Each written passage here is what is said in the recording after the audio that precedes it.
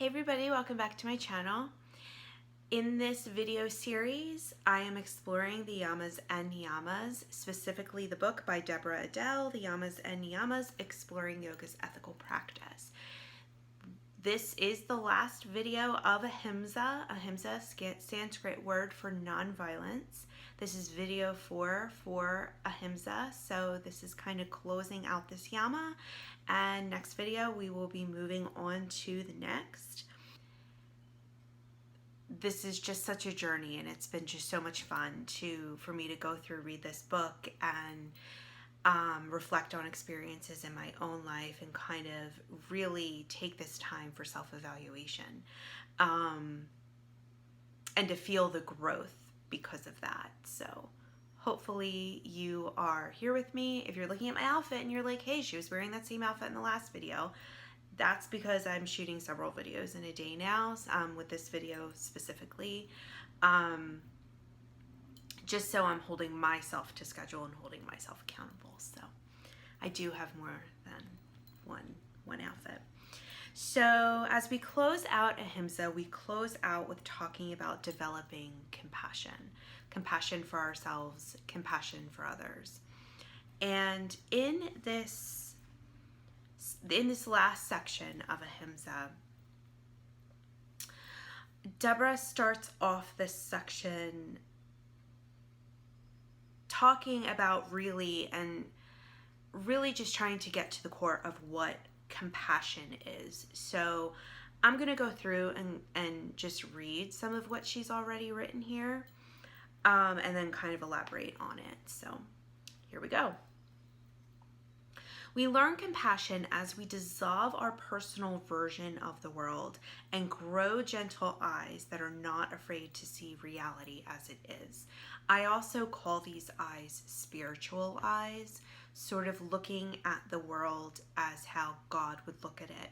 Not the way that I think it should be, not my version of how I feel it should be, but in how God would see it, how my gentle eyes. And that just is something that takes training, it takes time. There are a lot of different methods that could be used for doing that, but that really is the core of compassion. You know, how do we learn to view things that are around us as they are, and with this true meaning of compassion, and not immediately look at something and say, well, it just shouldn't be that way, it should be this way. We learn compassion as we stop living in our heads, where we can neatly arrange things and ground ourselves in our bodies where things might not be so neat because we're messy. We're so messy, so joyfully messy. I love it.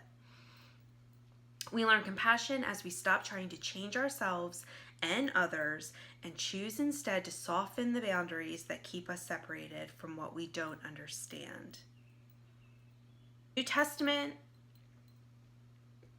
she talks about how the New Testament gospel writers discuss and talk about compassion, that when you really think about the scriptures, compassion is not talked about frequently.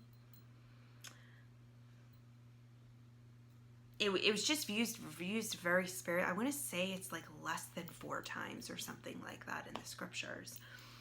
And the way that in the scriptures compassion is referenced is literally to have feelings in the bowels or other low, inward, deep parts. So meaning, and she gives the Greek word here, and man, I'm going to butcher this.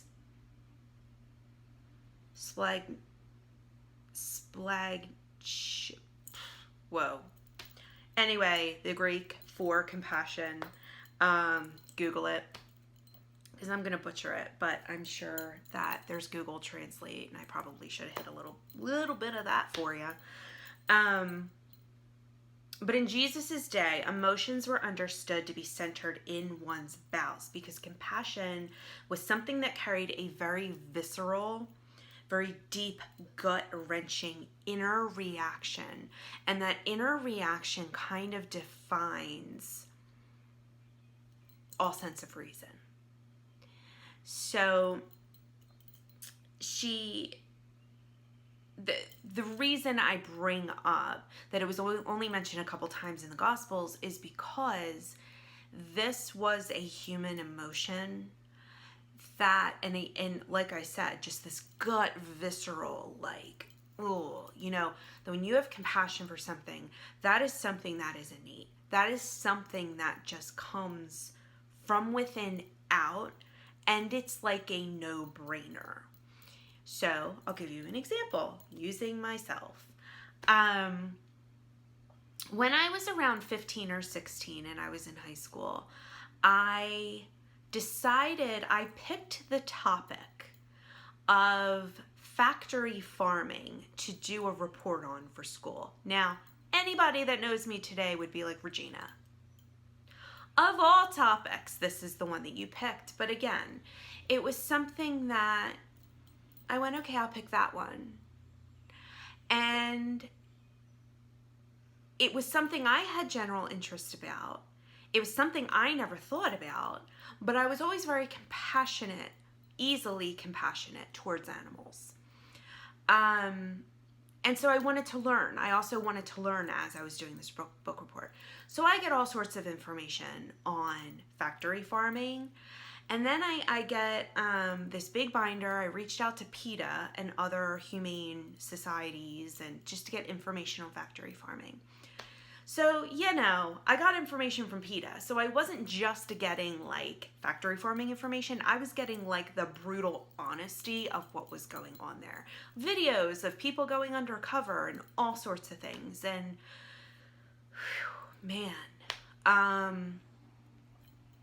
just to have compassion. It's like what Deborah says here. To have compassion is to be able to see things as they really are. And it changed me. Seeing those things changed me because there was something in me that there was already had this seed. The seed that was already had been planted, and all this information was just watering it. And I didn't think eating meat was bad. It wasn't that. And I think a lot of people think that about vegetarianism, and I don't want to go down that rabbit hole. It wasn't about that. It was about the treatment of the animals in the factory farms. It was about me. Some of the most powerful advice I've ever received from a pastor is, where you spend your money is how you cast your vote. 100% with everything. And I've spent 12 years in the fashion industry at a corporate level, so I'm telling you, it's true. I did not want to be part of this machine that was causing so much pain and so much heartache for animals. I didn't want to buy products that were being produced by companies that were still testing on animals. It was endless. Then I started looking at the makeup I was using. Is this being tested on animals? I was in high school at the time, and this was in the 90s, y'all. So thank goodness for organizations like PETA that was able to put out lists of companies that were testing and doing that, and companies that were not, because it wasn't a conversation then. At that point, in life, in our world here in America, you could not go into a food store and buy soy milk. All there was dairy milk and things like that. So our world, our society just was not there yet. And I remembered wanting to not eat meat anymore. I went home, had the whole conversation in my very Italian household. My mom was like, no way. They were convinced if I stopped eating red meat, like I was going to die immediately. So they had said to me, no, when you are 18, you can do what you need to do. But as long as you're living in here and in this house, now whether I agree with that or not, hey, it's not up for debate. My parents have passed on, so we're going to let it go. But whether or not I agree, I know what my decision would be if it were my child's. But hey, And I agreed. I obliged because I was living in their house and that's the way it was. But once I turned 18, 19, I slowly just started. It wasn't like I woke up one day and was like, I'm going to be a vegetarian. It was just something that slowly progressed and slowly became part of who I am. A couple of years ago, I did have to incorporate some fish back into my diet. So I guess I'm more pescatarian now than anything, but I don't get too hung up on the labels. But again, I just believe in humane living. I believe that level of compassion in my life. And that is how compassion plays out in my life, part of it. For some people, it's dealing with children, dealing with underprivileged youth, dealing with elderly people. Whatever that seed is for each of us, to a degree, for people like me that have these things, and it's frustrating sometimes when people will ask me about it. And it's like at Thanksgiving, I'll get random text messages like, so do you abstain during Thanksgiving too? You don't get that it's just not a dietary decision if you're asking someone that question.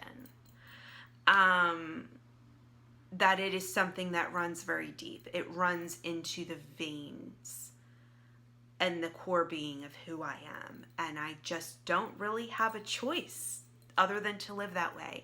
To me, it's just a no-brainer. It's not for everybody. I'm not too concerned about what you do.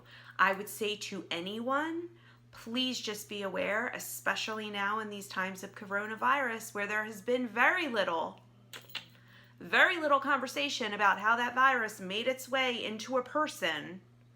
Not enough information out there about that or enough people talking about it, but I will say, in these times of the Rona, please be aware of where your meat is coming from. Please. You're eating an animal, you need to know where it's coming from. I'm going to get off my soapbox now and get back to this. But again, compassion. The point is, I chose to take off my blinders and I chose to see the ugly underbelly of what as a nation we were supporting. And also seeing all of these magnificent, oh, I'm getting chills, magnificent, beautiful examples of what farming can look like, holistic, natural farming, free range farming. And knowing, and there are so many, knowing that I can go to a place like Whole Foods and they have this like whole system put in place for how they rate their meats and their fishes, and everything has full-blown information on it as to where it's coming from and where I'm getting it from. And I love that. I love information is power, and I love that it's available to all of us.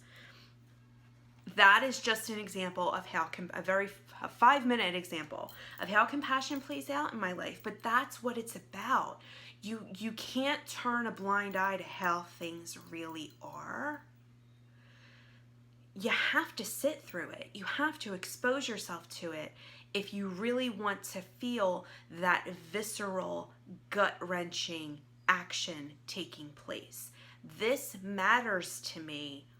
I don't know why it does. I don't know why I came into this world hardwired for that. But I did. And I believe that we all do. We all have a place of compassion that we can tap into. That thing, that's something that hits us on a very deep gut, visceral level where we just react and we really don't think about it. It's a no-brainer. It's like I can't see myself living my life any other way. It's not something I think about.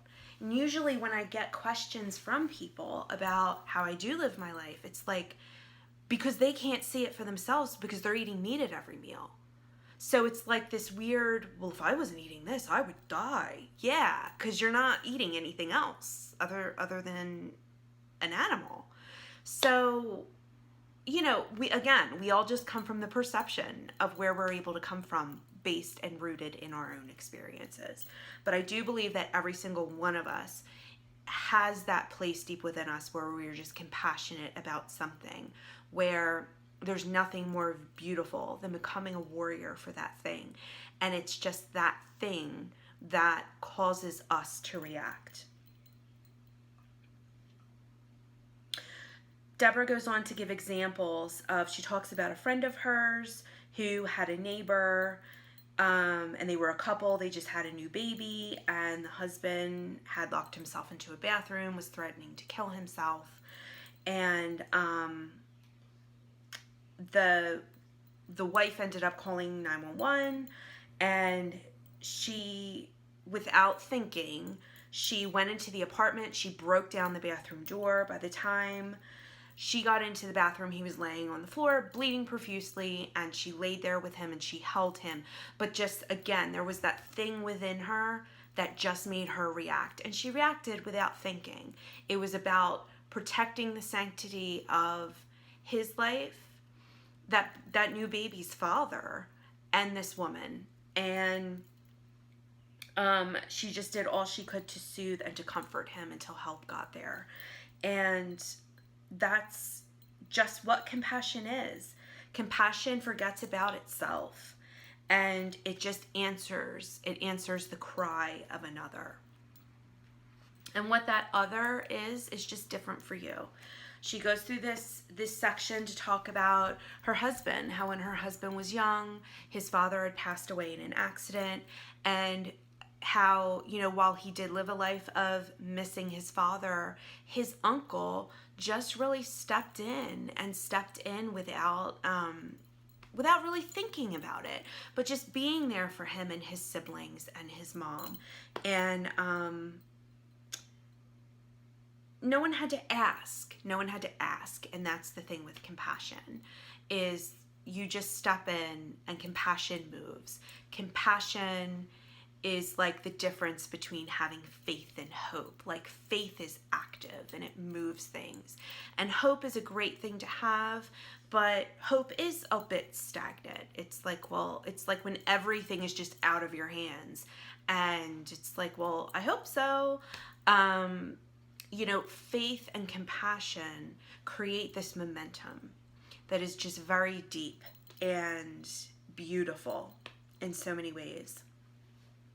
She goes on to quote a woman called Lucille Clifton, and she once said, "Every pair of eyes facing you has probably experienced something you could not endure." And this was something that when I read it, I was like, so true, 100% true. That the more I think that someone else doesn't understand me, you don't know me, you don't know my life, you don't know what I've been through, you don't know what I've had to deal with, the more you open up, and the more that I have worked on my own vulnerability, which has been tricky for me because I'm a woman, I'm kind of type A woman with a very strong mind, and sometimes vulnerability, and a lot of times vulnerability in our society, especially depending on where you work, if you're in corporate America or somewhere like that, it's not warranted. It's not something that is looked upon favorably. It can be viewed as weakness to be open and honest and to just be a feeling human being. That we just have a lot of work to do as a society to rehumanize ourselves, I believe.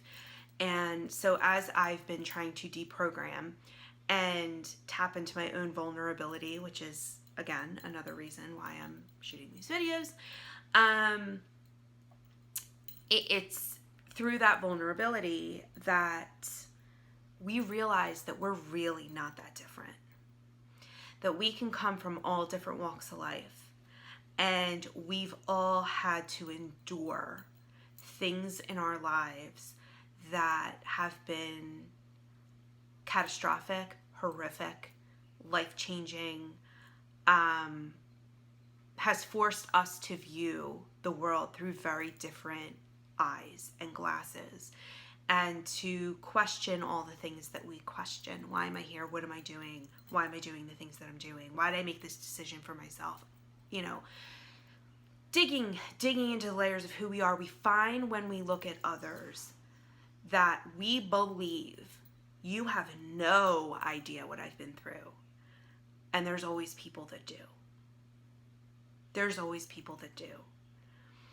Whether you're dealing with depression, whether you're dealing with a mental health issue, depression, suicide, addiction, whatever it is, there are people that have been through what you've been through. Your experience is your own, but there are people that have been through what you've been through, and that alone should curb this idea that you need to be ashamed. You're not alone, and nobody on this planet is alone. We need to do a better job of connecting with one another. We're really good at doing that over social media, and we're really good at doing that via, texting and things like that. But considering that there are so many people in this world, and there are people that are on YouTube with millions of followers, there are people on Instagram with millions of followers, and yet one of the biggest reasons people commit suicide in this country is because of loneliness is completely ridiculous. It is ridiculous that anyone should ever have to walk this planet and feel alone with whatever is afflicting them, because you're not alone, and there's people that understand. And people that you can open up to that won't make you feel ashamed for what you're doing or what you've been through. She goes on to use another example about while she was attending a workshop, she met a man from Tokyo who epitomized the compassion and gentleness of Ahimsa nonviolence. She said he had a certain light about him and observed that others were as attracted to him as she was. She decided to sit with him one day at lunch, and he started to tell his story, and I'll share his story with you. He had been on the fast track in his career in Japan, an entrepreneur of great talent and dedication, moving up the success ladder at a rapid pace. In one swift moment, his life changed when his best friend, who had been paralleling his life of high success, suddenly dropped dead of a heart attack. She says she sat mesmerized as this man across from her at the table spoke in low and certain tones, that at the moment he saw his life unfold before him and instantly retired from business to begin running marathons. More incredibly, she noticed that he had never trained, that he told her that he had never trained for marathons. He just began to run for the love of running and for the love of life. Now in his late 40s, he has been running a marathon a week for the past 5 years. She says to look at him, she was amazed because he was kind of short, stocky, had bowed legs, and yet he never suffered an injury. She asked him how he accomplished this kind of stamina with no formal training. His reply was, "With each step I touch the earth lightly to do her no harm, and she in turn does me no harm." Which is beautiful. She closes out this section, she closes out Ahimsa by saying, whatever we find ourselves engaged in, this jewel of Ahimsa or nonviolence asks us to step lightly, do no harm, to honor the relationship we have with the earth, with each other, and with ourselves. And that brings us to the week 4 question for exploration. So just a little thing, again, just think about it this week, journal on it, reflect on it, whatever's been working for you. So for week 4, for this whole week, pretend that you are complete. There is no need to expect anything from yourself or to criticize or judge or change a thing about you. Wow. That's hard. If I don't know if that's hard for you. It was tough for me because I really had to come to terms with the fact that I do tend to beat myself up about things. And I'm always thinking about what can be better, what can be changed, how I can be maximizing my time, and all of those things. So that's no light thing. None of this is light, right? I mean, let's just call it what it is. But no need to compete with anyone, no need to be more than you are or less than you are. Note your experience. Notice how much pleasure, kindness, and patience you can allow yourself to have with yourself. Because we know that once you can have it for yourself, you can start to extend your reach to those that are around you. And as you take that time to evaluate you being enough, even use that as a mantra. If you meditate and you're an experienced meditator or you're not, just sit down for a few minutes with yourself in the morning and close your eyes. I like to place my hand over my heart and just breathe in and breathe out and say, I am enough. Breathe in, I am enough, and breathe out negativity. Breathe out whatever that negative thought is. If it's you believing that you're not enough, then that's what you're breathing out. You can give it a color, you can give it a shape, whatever works for you and how you visualize. But just saying a couple of times in the morning, over and over and over to yourself that you are enough is a life-changing exercise to do just for a few minutes in the morning. And really notice when you begin doing that. I mentioned this a couple weeks back, but you might find, and don't be surprised if you do, that when you start believing you're enough, and maybe if you're experiencing anything like what I was experiencing, I had to do a lot of regaining my self-esteem and my self-worth for various reasons. And a lot of times, if we've been in a situation where we've allowed others to oppress us, and this happens many times without us knowing. So again, no beating yourself up, just noticing and acknowledging. When you start to do these exercises and you start to rebuild,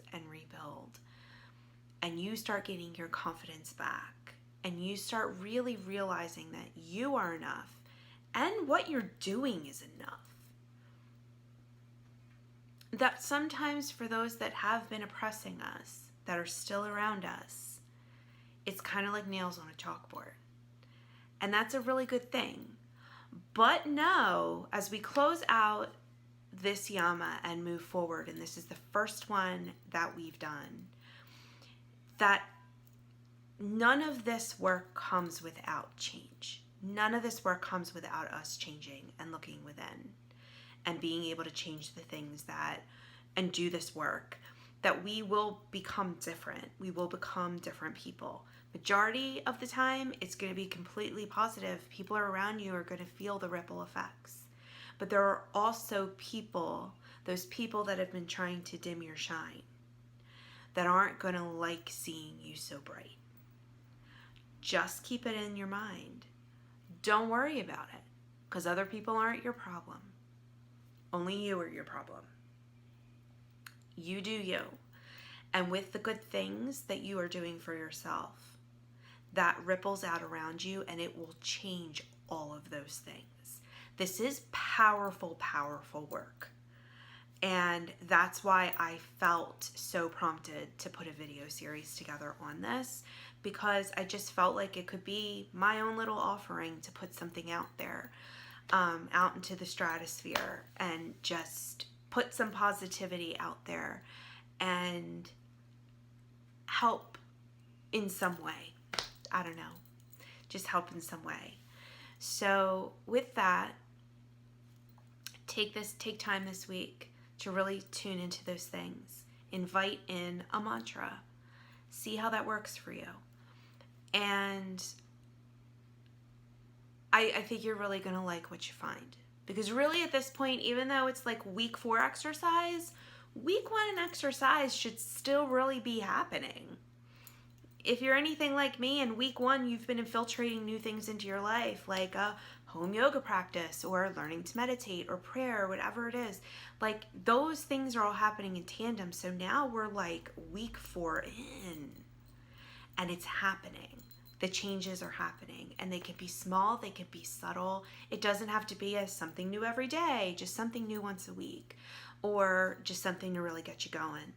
And I hope that it's bringing you to the edge of your comfort zone, because that truly is where God, spirit, whatever you believe, higher power, that is where God wants us. God wants us at the edge of our comfort zone so that we create a space where we have to lean into our faith and lean on the divine. And it's a beautiful, beautiful thing. It's a beautiful dance, and it's a beautiful relationship to have. So with that, if you haven't taken time today just to thank God for being alive, please take a minute and do so now. We are at the end of Ahimsa, and I'm excited to jump into the next Yama. So if you need to take a moment for yourself, take a moment. And until next time, be well.